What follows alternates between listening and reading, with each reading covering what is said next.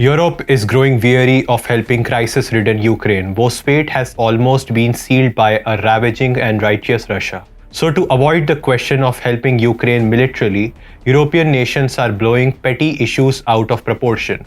The latest case has emerged in the form of a tussle between Germany and Poland, where Berlin has tacitly accused Poland of stealing its secret defense know-how in the name of helping Ukraine. Hello and welcome to TFIGlobal, the foreign affairs and geopolitical analysis arm of TFI Media Group.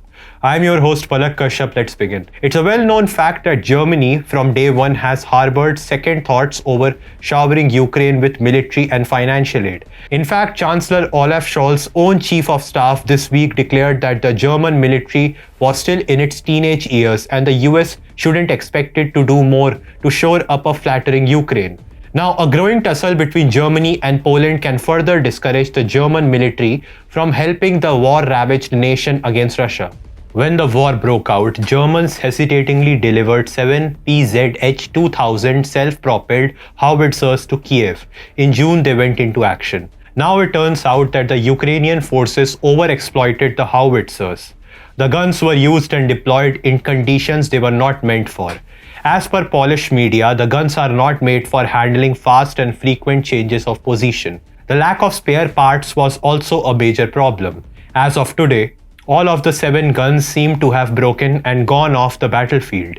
Now the question arises, where would the guns be repaired? Initially, Lithuania was thought to be a viable option, but later the realization struck that the Baltic nation was far away from the front lines. Transportation to and from Lithuania would take much of the valuable time. Ukraine has to prepare for a Russian offensive.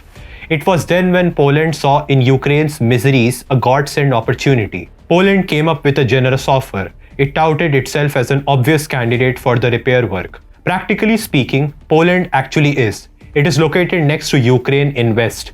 But soon, Germany realized behind the curtains of Poland's generosity lied a thirst for the secret know-how behind the manufacturing of the premium guns. Poland threw up a condition that the repair work would only be undertaken if Polish companies are involved.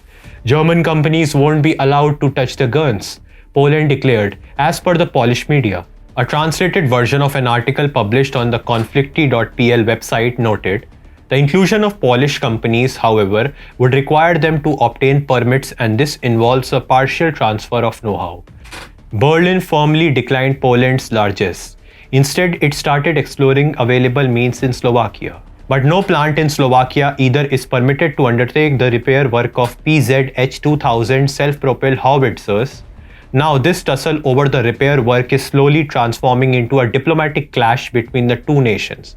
Poland accused Germany of playing cunning cards to avoid helping Ukraine. On the other hand, the Germans staged a controlled leak in the media to unveil Poland's nefarious plans to steal Germany's defense technology under the garb of its generosity for Ukraine. The fact of the matter is, neither Poland nor Germany has the best interests of Ukraine in mind, and that's totally fine.